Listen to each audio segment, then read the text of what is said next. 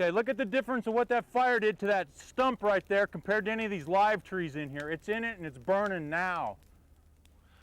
Welcome to another edition of Northwest Outdoors. Hi, this is photographer and producer Rick Spencer. On this show, we take a quick peek at the Northwest Forest Firefighting School in Central Washington. Learn the right way to cook steamer clams from the seafood experts. But you've got the original broth in the bottom. Take an exhilarating whitewater ride down the Deschutes River. Plus, a first aid tip from the American Red Cross. Apply a loose dressing to the surface. Stay here. This is your Northwest Outdoors.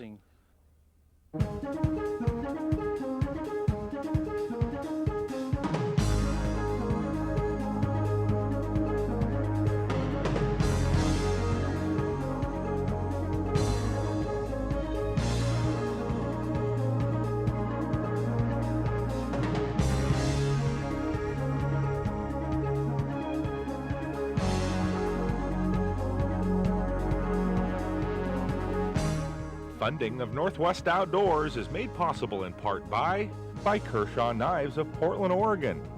Makers of precision tools and cutlery, Kershaw Knives continues to support outdoor programming and outdoor activities throughout the Pacific Northwest. O'Loughlin Sports Shows. Puyallup, Portland, and the Redmond Sports Shows are proud supporters of public television throughout the Northwest, placing an emphasis on education for the great outdoors.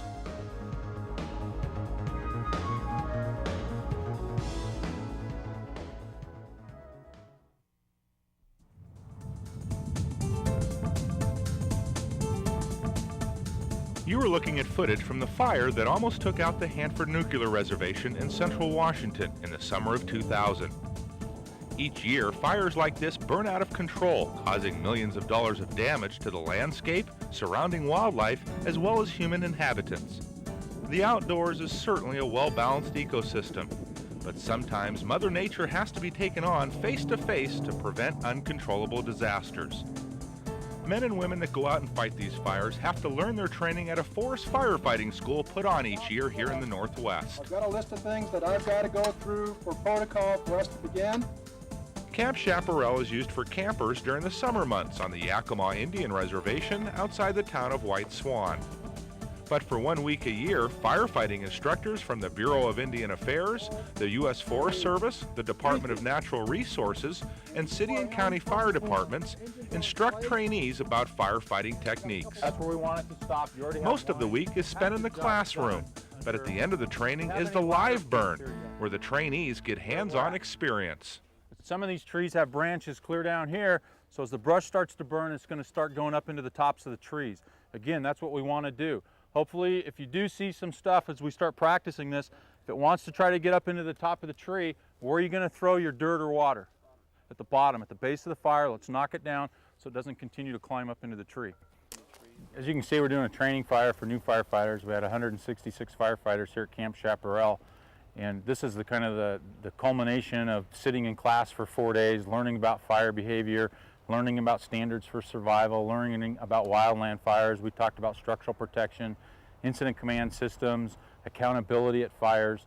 And so now we bring them out and we actually set prescribed fires on the ground. We start burning the fuels on the ground.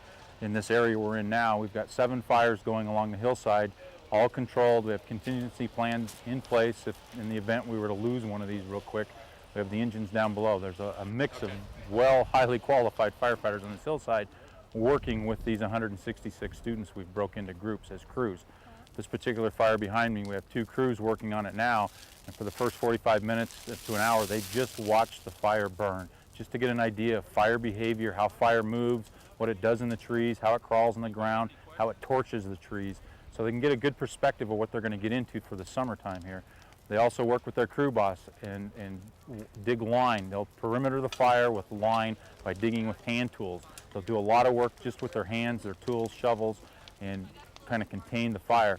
Then after that, they'll be able to use water. Then we teach them what water will do with fire, and they'll start mopping it up, and we'll have this all out. It's just a good training exercise, just like they would go to any kind of wildland fire this summer. You feeling more heat, especially up here? Getting a little hotter? you want to bump down below them, we can. Let's bump down a little farther. Let's get below the fire. Let it build some more for you. You know, boy, I started in this 23 years ago as a volunteer firefighter at West Valley, and it's just blossomed into a career for me with West Valley, working my way through as the Deputy Chief of Operations. And our department's been interagency for a long time, like many departments in the Yakima Valley. They work both the wildland with the state agencies, with the federal agencies, and it kind of brings us all together because no one agency can really do it anymore. Can you see the tops of the trees above the fire? What is that? Convection. The convection, it's preheating above and it's going up. Remember, heat rises. This is a fire. It's a hazard. And our teams and our people are trained for all risks. This happens to be a fire we're training for. We do hazmat, we do explosions, we do floods, we do volcanoes and hurricanes. Whatever might come apart throughout the country, those are the things we train for to manage and to make people safe, basically.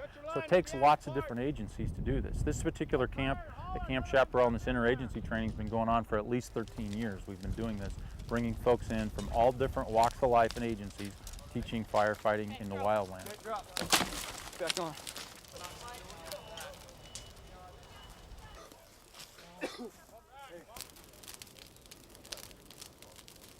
Most of the recruits are looking for a summer job that's a little different. Men and women of all ages can give this rigorous job a try. As you notice, there's a lot of college students out here. They're looking for good jobs for the summertime. You know, you don't fight fire year-round, but anybody that's interested in getting involved in any type of a fire department service, the wildland particularly, talk to your local volunteer fire department. They're always looking for people. You can talk to the Department of Natural Resources, the state agencies, or your local U.S. Forest Service. Go to those offices. Start early in the spring. You know, they bring people on and train them in the spring so that they're ready to go in the summertime. So you want to start early and just talk to them. Maybe it's not something you want, but you can get information from those agencies on what you might be getting into. But the people out here, hopefully you notice, you know, it's hard work. It pays pretty good, but at the end tonight, boy, they'll feel like they've accomplished something tonight. And that's what makes you feel good about yourself when you're able to do something to stop these disasters from happening or getting worse. It seems like a lot of fun, and it is from what I've experienced. My friends talked to me about it before I started, and so it just sounded like a lot of fun, so I tried it, and it's a blast, and it's something to do. It's active. It's not just sitting around.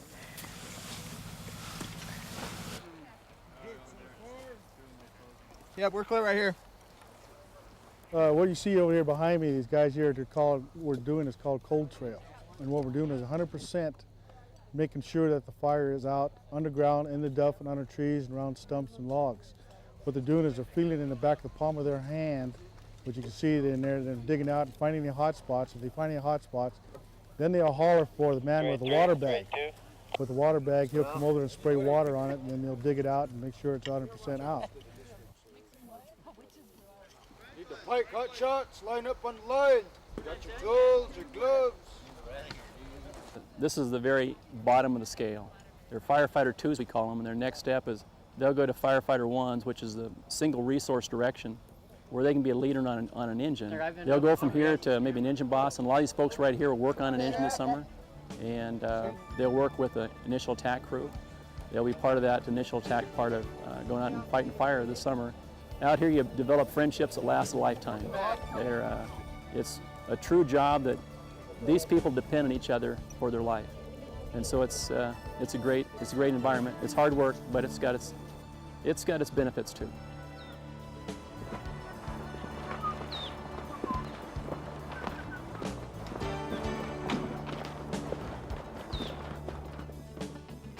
One thing campers and hunters can do when they're out in the woods is to take responsibility for their own campfires. Be sure to have a bucket and a shovel with you. Be sure to stir your fire, douse it, make sure it's dead out before you leave your campsite. Or if there's a high fire danger posted, just don't have one. Use your camp stove instead. Now here's a great way to cook steamer clams, wrapped in foil with fresh basil, lemon, butter, and white wine. We're here with Eric Jenkins from the Duncan Law Consumer Seafood Center in Astoria, and we're going to talk today about steamer clams, the little clams that you can find with up and down the Oregon, Washington coast, cockles, and sometimes they're called. They can be raked up, they're abundant, and you can get them at most stores. How are we going to cook these today, Eric? Well, today we're going to put them in foil, Hobart, and we're going to cook them just like over your barbecue or at a campsite. So you could, the recipe we're showing today, you could take to the field with you, get a couple of dozen of these from someplace, use the recipe, cook them in aluminum foil on a campfire at the beach, where campfires are allowed. That's right. Okay, let's see how we're going to do that. Okay, what we're going to do, Hobart, is I rinsed them off, Hobart, and I had them in water with some cracker meal, and that flushes any sand out of their system. Yes, they're going to taste better, and they're not going to have that nasty residue. I also have a couple sheets of foil here, Hobart. Right. It's just kind of insurance to make sure nothing... And on a campfire, it's heavy-duty foil, too. It is heavy-duty foil, right. So we're going to kind of distribute them in the middle here. And then I have some lemon rounds, and I'm going to put those 1, 2, over 3, 4, or thereabouts. 3 thereabouts. I have some fresh chopped basil here, Hobart. Ooh, And we're going to good sprinkle stuff. some of that in there. Good stuff. We have some white wine. This is just Chardonnay. We're going to add just a little bit of that. There's a lot of liquid in the clams, so we don't want to add too much. You left some for the cook? A little for the clams and a lot for the cook. Good. And lastly, we're going to add some butter. This Couple, is just 3 or whole 4 butter. pats of butter? You bet, you bet. You're going to make an envelope out of it? We're going to make an envelope out of it. We want to make sure that we leave enough room for the clams to open. So you want it closed, but you want it to still have some room for them to open. Right, you want a lid on it so it can both steam and, Right. and have movement to expand. Then we're going to put them straight on the grill. Put them on the grill. There they go. And the cooking time on the grill is 5 to 6 minutes. 5, 6 A minutes. good Then- indication is when they pop open. If they haven't popped open, then leave them on there a little longer. Now, this grill has got what kind of a heat? Gas. No, I mean how many pounds or temperature? Where are we at? This is a medium high, almost high. Okay, so on a good campfire, if you had a bed of coals or briquettes that It'd were be nice perfect. white hot, would be perfect. Be perfect, yeah. Here we go, Hobart. You have to be careful when you open those or you cook yourself with the steam. You do. A lot of steam shoots up, as you can see, so be very careful. And you can Ooh. see how wonderfully they've turned out, Yeah, Hobart. those are done. Just done. It's hot, he says, as he cooks his fingers. I've got one. I got to wait for it to cool off. Well, that's cooling off. Here at the Duncan Law Research Center, what just exactly do you do besides cook delicacies? We teach seafood cooking classes here. We do in-season demonstrations. We do guest chef demonstrations, and we also cater out our facility here. So you're basically the learning center for... We try to promote seafood to the consumers, and those are just some of the ways we do it.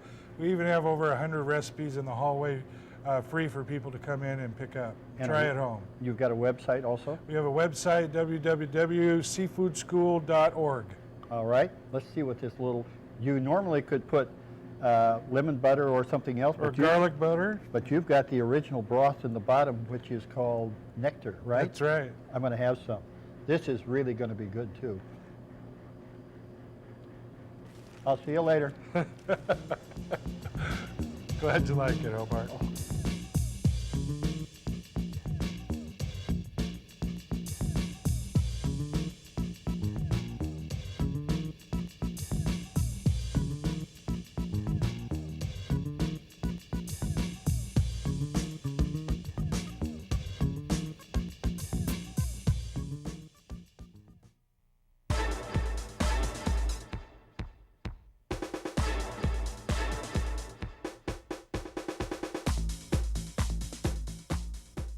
We are near the town of Maupin in north central Oregon. Here, river rafting the Deschutes River has become big business. During the summer months, hundreds of rafts filled with thrill seekers ride this river looking for adrenaline-filled outdoor fun. One guide that has been a regular here is Carl Rapp of the Quest of the West Guide Service. On this float, he invited Northwest Outdoors adventure host and river guide Sarah Myers for a closer look at the fun-filled Deschutes River. Here we go. Hang on tight.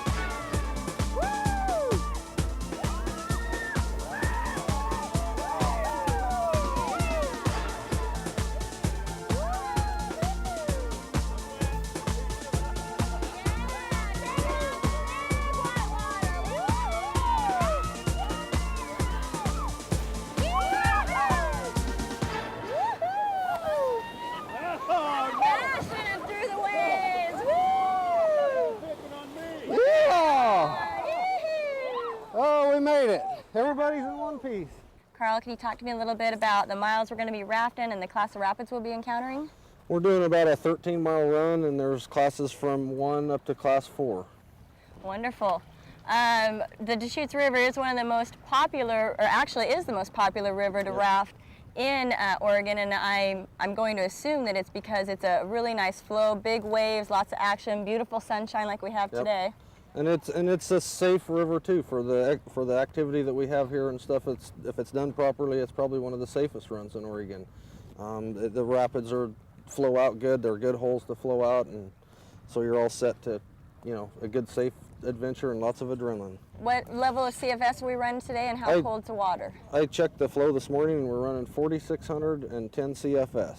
4,600 and 10 CFS. Can you explain the range of the Deschutes so we get an idea as to... It's all dam controlled, so it basically stays between 7 and 3. I mean, and it's pretty constant. We have real good flows all through the summer. Even in the end of August, we still usually have 4,000, even higher. Even the drought year, we barely got to 3.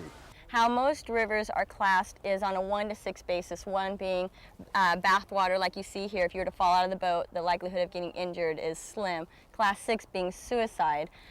So being on a range of class 1 to 4 today, you would say that someone needs to be able to maybe know how to self-rescue in the larger rapids? Oh yes, and they definitely have to have some experience and respect for the river. That's probably as important as anything. Respect their ability and what they can do and what they can handle, because the water is very powerful.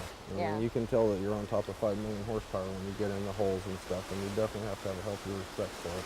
To my understanding and how I work with my clients, as I say, class 3, which is right in the middle of what we're going to be rafting today, is usually people will tend to flush through the rapids. The nice thing about the Deschutes is it's a pool drop.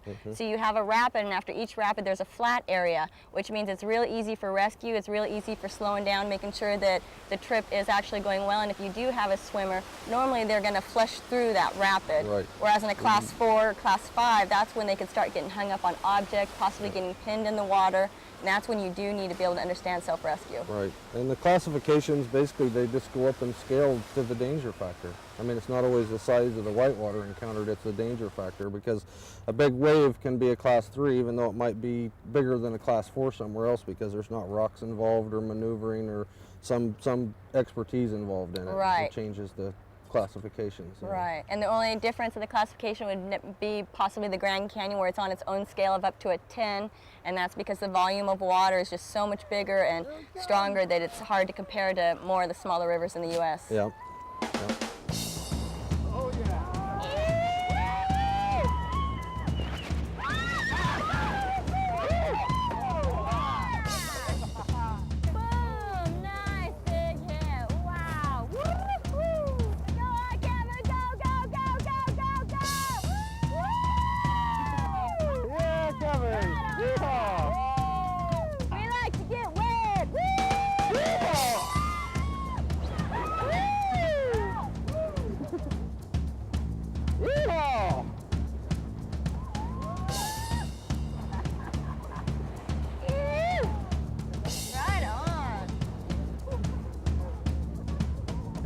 Yeah! We gotta find a bigger rapid. You guys didn't get wet enough on that.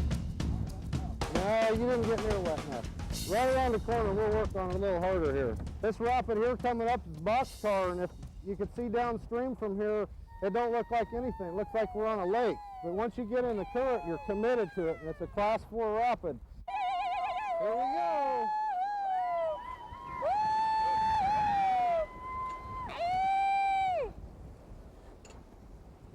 Here we go. This is a hard one to get up on, but we'll make her.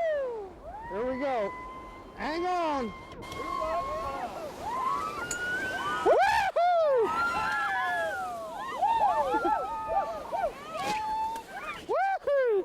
That's one of the class 4s. That's one of the rapids that's big enough to flip boats, throw people out. That's one of the rapids you definitely have to respect. With 4,500 cubic feet of water rushing over these rapids every second, it's hard to stay dry. So it's inevitable that somebody starts the first water fight.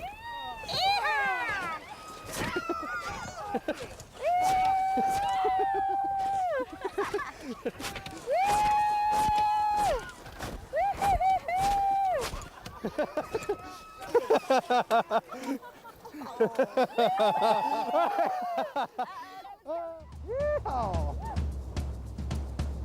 Here we go. Woo-hoo. Although river rafting is a fun and enjoyable way to explore the outdoors, Sarah and Carl explain how to handle yourself if you run into trouble. Well, if you do get thrown out of the boat, what you've got to be worried about is there's the bottom of the river has always got rocks, possible logs, strainers and sticks, so river position's always a good idea. And what that is you always look downstream so you can see what's ahead of you. Feet up above the water line, it helps keep your rear end tucked up, and then you can use your arms to aggressively maneuver around the river to get away from objects. But if you're looking downriver, you can push off with your feet, save your noggin. So it's really important to stay close to the boat, and usually when people do fall out, unless they get swept away into a fast current and thrown away from the boat, usually people fall out right next to the boat, and it is pretty simple to get them right back in. If they don't get right close, we've got throw lines. The bottom of a boxcar is one of the safe holes because there's a big, it's a pool drop river as you mentioned, and so there's a big pool below it, and it gives us quite a bit of time to regroup, to actually row the boat over and pick people up, or throw the throw line and pull them in, or a lot of times we even end up helping other people in other boats. You know, it comes through, people will get dumped, and you know, we're there and we can row over and help them out and get them back, because it is a pool drop, like you say, so it gives you a lot of time to get back to that. Safety's the key, so even if you're out of the water and you're near another boat, hopefully, and usually people always help each other out. Doesn't matter who they're rafting with, private or commercial. If someone's in the water, it's just important to get them back into a boat. After each set of rapids, there is usually a quiet time to look at the surrounding landscape. You can see the basalt rock and see how when it was flowing, how it flowed in different patterns and made different swirls. That's like how sometimes it's an up and down pattern, sometimes it's a swirl pattern. It was how the lava happened to be flowing at the time when it cooled. So there's all kinds of different patterns of the rock and how it can lay. And of course, it never takes long for water fight number 2 to break out.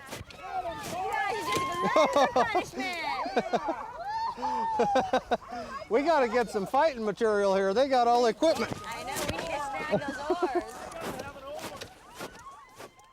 This is a handicap fishing area that's been developed by the BLM for wheelchair access people to come down and fish.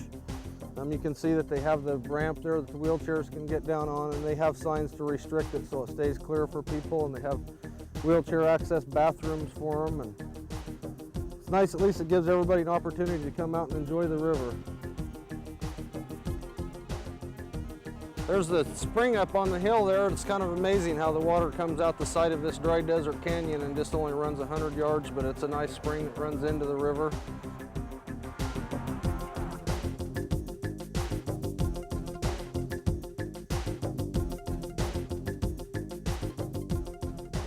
It's lunchtime, and the favorite place to stop at the halfway point is the Maupin City Park. After refueling there, more rapids and some unique fun is left in the day. Okay guys, this is Oak Springs. Hang on real tight here. Watch Lance in this boat ahead of us, and it'll give you an idea how big a rapid this really is. Yeehaw! See how the seam is between the current? You want right on that seam. Yeah, I was way left of it actually. Oh yeah, you missed the hole. Missed it all.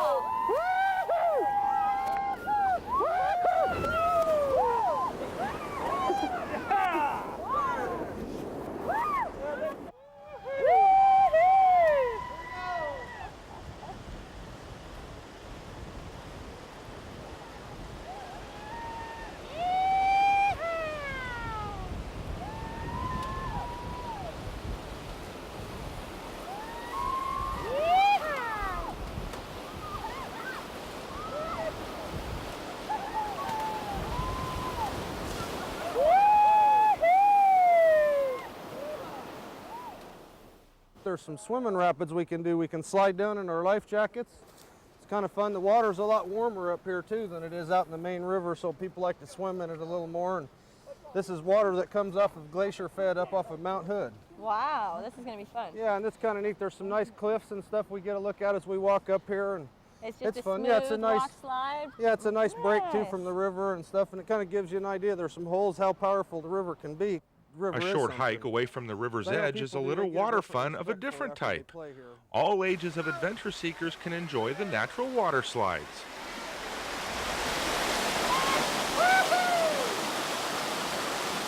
Go for it!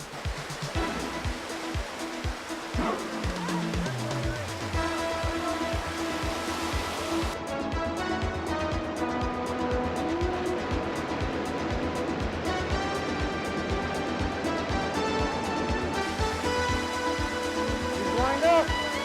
Elbows in. Oh, woo! Good job. Yeehaw. Woohoo!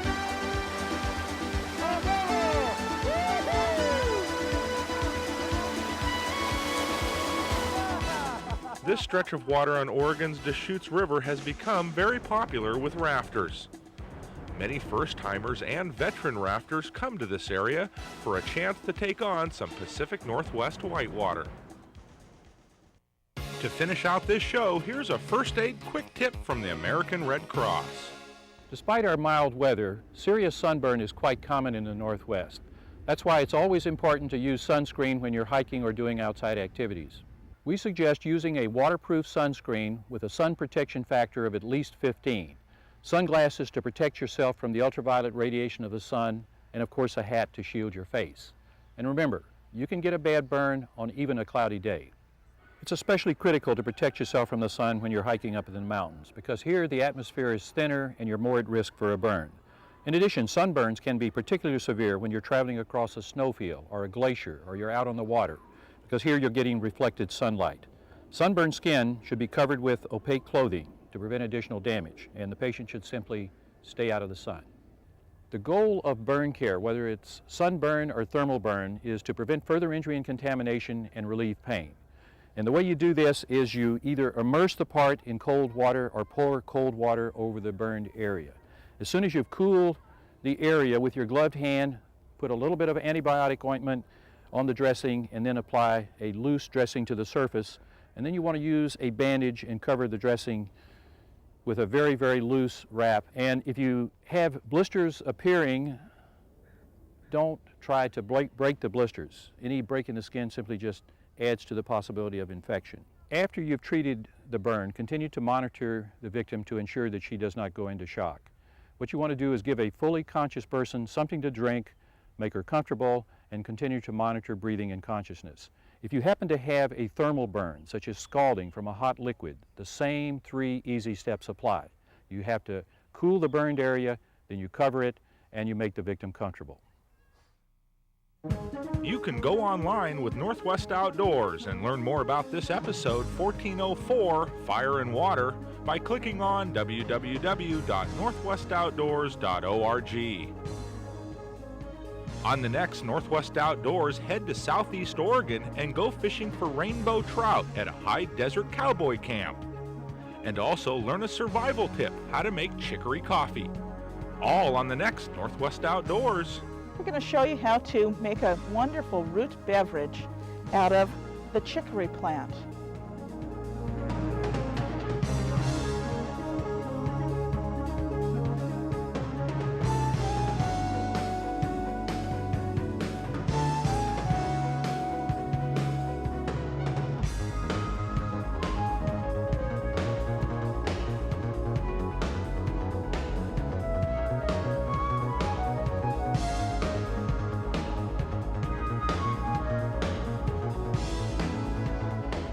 Funding of Northwest Outdoors is made possible in part by O'Loughlin Sports Shows.